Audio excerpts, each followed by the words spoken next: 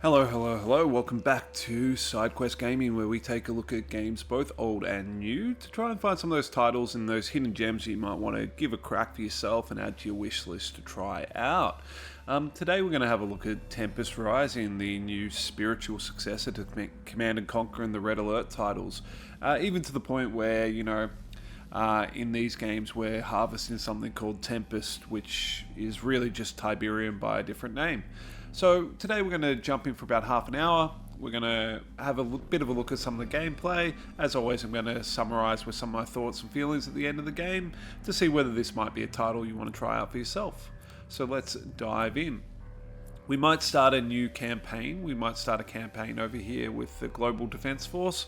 I've been playing a lot of the Tempest Dynasty, which is a European and Asian kind of united one, but I haven't played much of the GDF, so let's see how we go with that. I only started it recently there, so we've got to enter a new campaign name.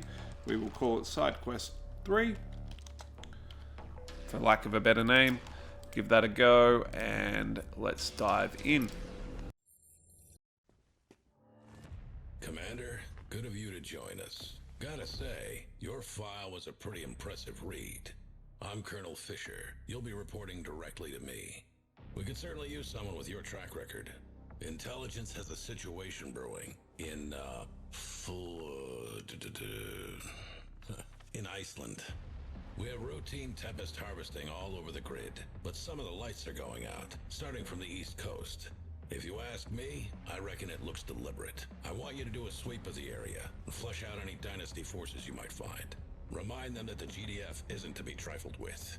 I'll link your control interface to the battle network. If you've got any questions, now's the time to voice them. I love this kind of corny, cheesy interaction with Command. I really like this. Big part of what those original Command & Conquers were.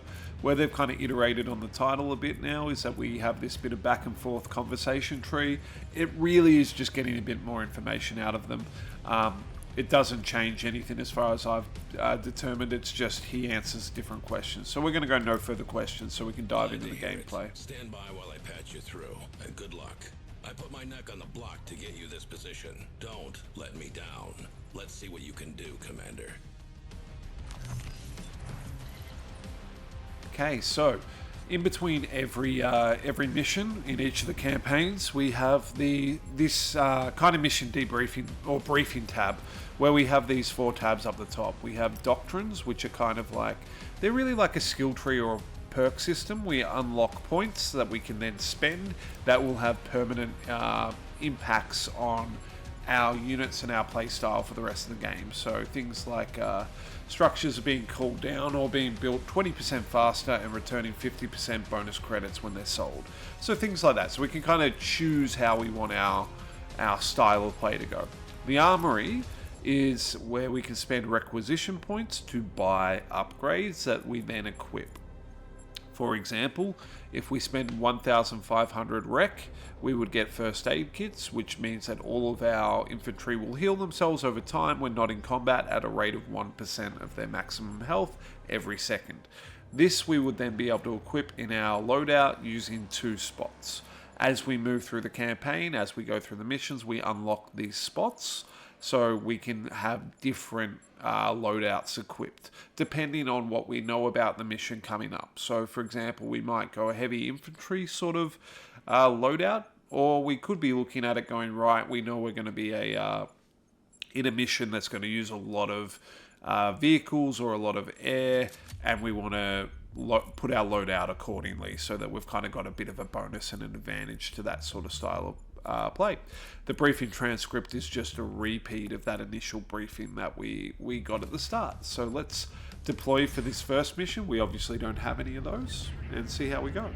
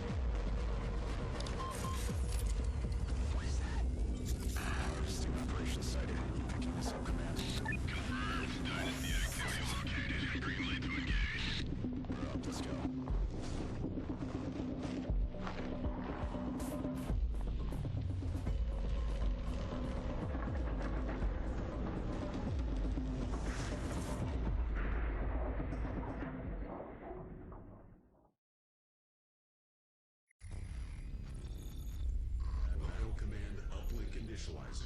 Please stand by.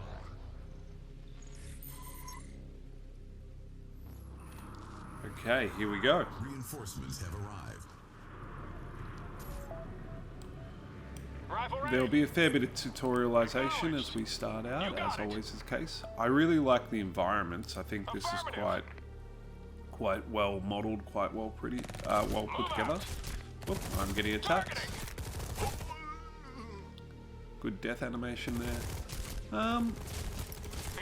The model graphics for the units are good. They're serviceable. I wouldn't say they're amazing. Not by...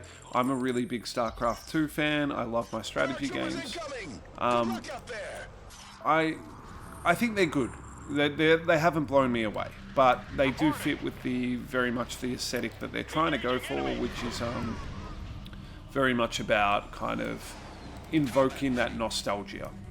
So we've got our drone operators and our scouts here, so basically our little foot soldiers and our drones.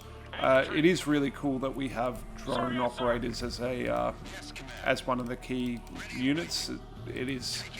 That does, kind of create a bit of that feeling of modernization. We've seen,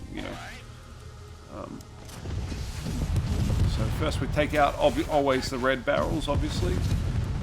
There we go. And I absolutely love that units level up. I think that's really cool. I really enjoy that that's a mechanic in the game. I've always found in RTSs, I've really liked a lot of those missions where you kind of have a very small amount of troops, not necessarily having the ability to produce a whole lot more, and you had to kind of use them strategically and get a bit attached to them. So the fact that they can level up is quite a fun mechanic. Okay, flame turret. Let's grab. See if there's another way in. So how can if I grab these drone operators, remote drone control routes. So why can I not seem to do that? They don't seem to want to go over there. Let's get rid of the... there we go. I have selected that, but I just happen to have all these guys selected as well. Why is that not... Don't know what's going on there. Apparently I have to have the units selected at the same time, but if we send our drones over here, take out this... Primary objective accomplished. Light them up! Give me a second. we might just take this out from afar here. Now that's like kind of like a resource crate. We're going to grab that, get a little bit of money. Whoop. Okay, anti-air sight, not what we want. Come on. Whoop. Nope. Please don't go over there. You got it. Okay, our Rifle ready. drones just took a whooping. Sir, yes, sir. Fire. Let's just go take out the Targeting. SAM site and Engaging enemy. now. Okay, so these guys like regenerate their drones. That's nice. Makes sense, but send them straight back in to die again. Oh well. Shoot the barrel. Acknowledged. Okay. Reinforcements have arrived. Vehicles, nice. What are we getting here? Riot medic ready to roll. Let's get to work. Medic. On dispatch. Okay. Is the medic's ground dude, and then we got these two little cars. Let's take the cars, we'll put them in a different control group, and all of our infantry in one, because these can be our little scouts to get around and check things out.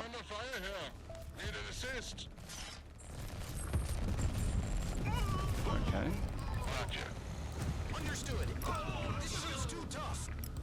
Get in there.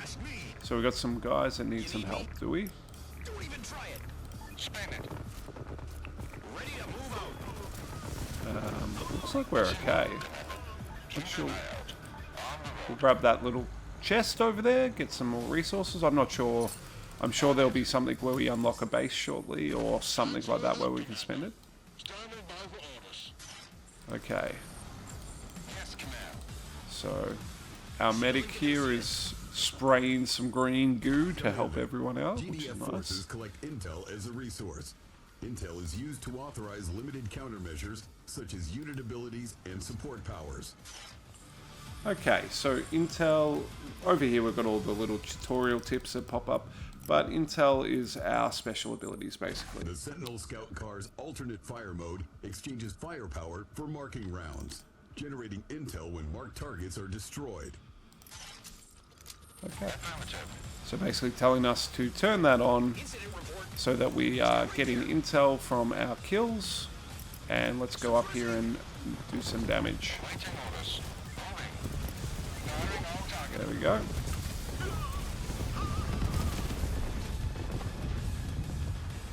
Good destruction effects, really enjoying that. Whoop, that SAM site's doing a fair bit of damage to our drones, which isn't ideal.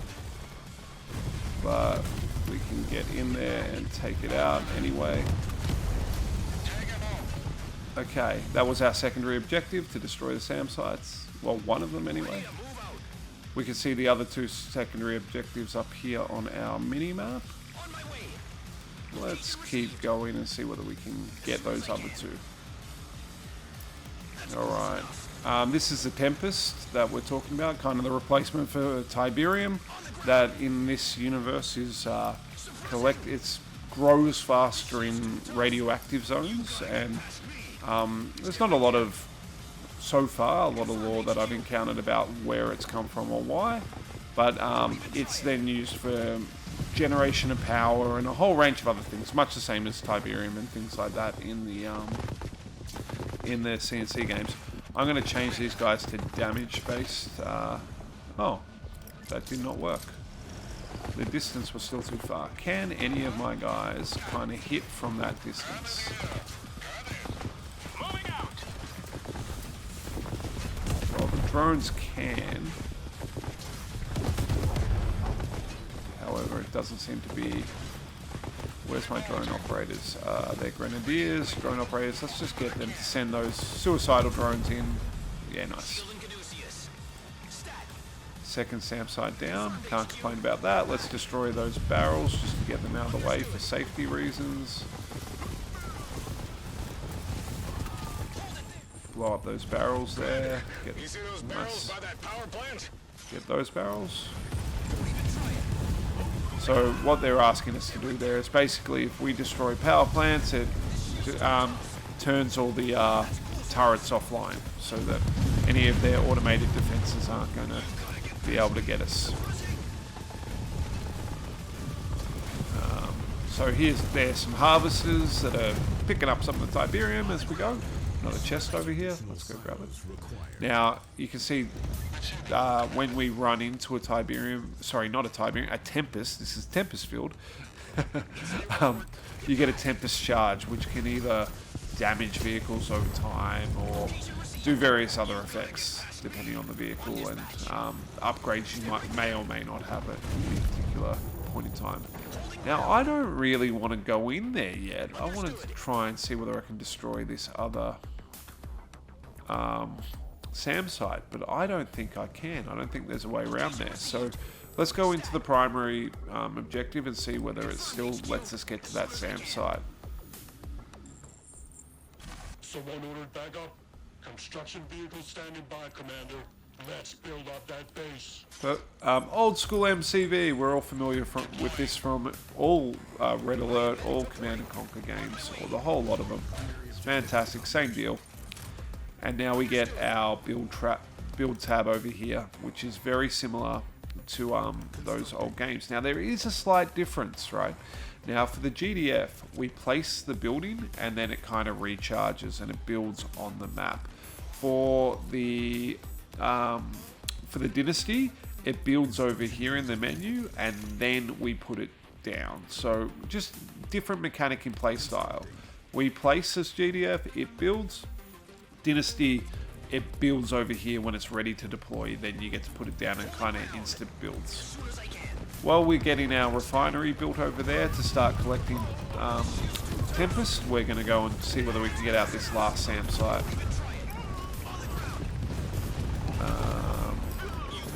Getting fair bit of leveling up happening here. Our infantry's kind of in my view, our priority, because we've got the our medics, our healers, so we'll be able to level them up and keep them alive as long as possible. There we go, SAM sights down. Airstrike ready. Let's pick a location, Commander. Okay, airstrike. So, one of those abilities they were talking about earlier. Let's drop down our airstrike right here. And that uses money. It also has a cooldown. So, our credits that we get from Tempest. Let's see how this airstrike plays out. Cool little jets. Love that. Blown the way in. Okay, our secondary objective now is to build a barracks. Let's do it. Constructing.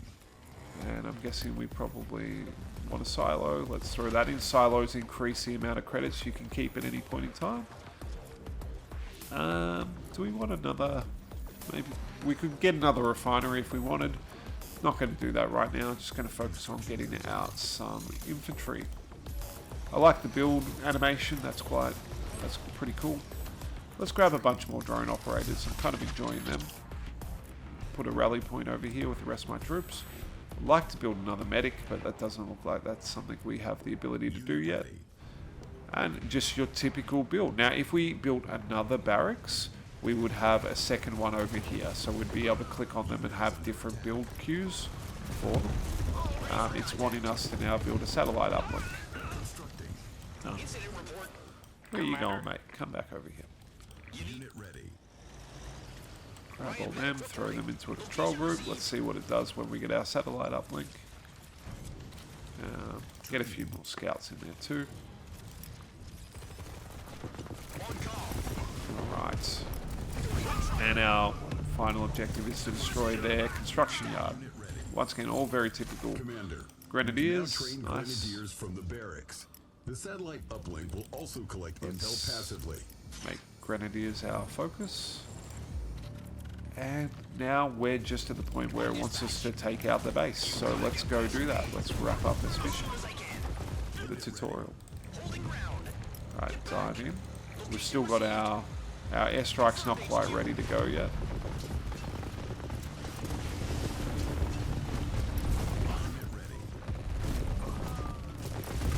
We have quite a large number of forces here, which is pretty awesome. Okay. Let's take out those barrels over there just for the sake of it. And that is the construction yard, so we should wrap that up quite quickly. Boom. Done. Hell yeah! That's the last of them!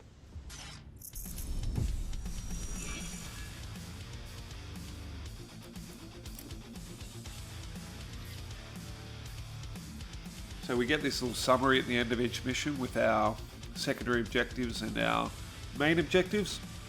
This is how we earn requisition and those points I was talking about earlier that we're then able to spend between missions.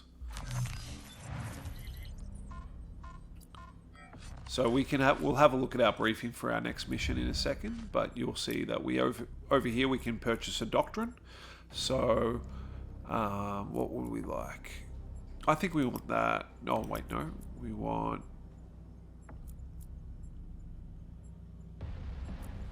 Let's just go for our rapid deployment and faster harvesters. Let's do that. So we've now got 2 permanent upgrades there. In terms of our armory, see we've got 2 slots, we can put something in there. I'm going to go first aid kits. I really like the idea of my units being able to passively heal themselves. Alright, so now we go down here, let's click on the briefing. Commander, still in one piece. Nice work, but we're not done here yet. Stand by. I'm patching you through to R&D. Dr. Francis wants a word with you. Dr. Francis, this is the one I told you about. Just a second, Colonel. Ah, good. You're the one operating near Flotasienov, right? Anything and everything related to Tempest research goes through my team. And Iceland has Tempest in abundance. We have over 24 harvesting jobs over there. And evidently the small military presence the Council deemed to allot us isn't anywhere near enough. The Dynasty wants the Tempest. I need you to keep them off our harvesters. I think you can do that? Interestingly, the Dynasty also has an adjutant that has a face mask on too, so they've kind of copied the exact same thing. We're going to go no further questions here. Out there. If you'll excuse me. Colonel. Commander, I'm sending your troops to reinforce a base that just went dark. Push the Dynasty out, repair the base, and get our refineries back online. If the Dynasty are here for our Tempest, harvest as much as you can before they can take it. The nest has been kicked. Let's see what comes crawling out.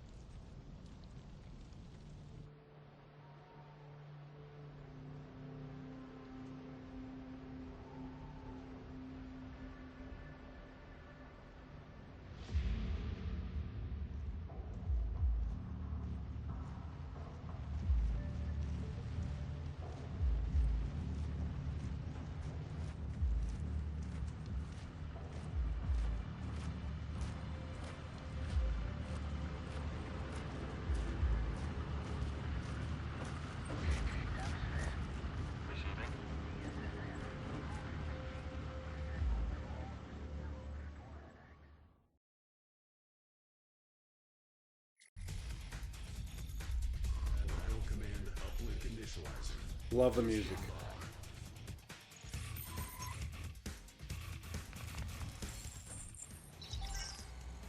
You picking us up, Commander? Entering zone of action now. Let's get to the base. Weapons at the ready. We don't know what's out there. The riot van can carry up to 6 infantry units at a time. Its riot suppression ability can stun enemy infantry for a few seconds. Okay, so we're getting to about that time where we're going to wrap this up a little bit.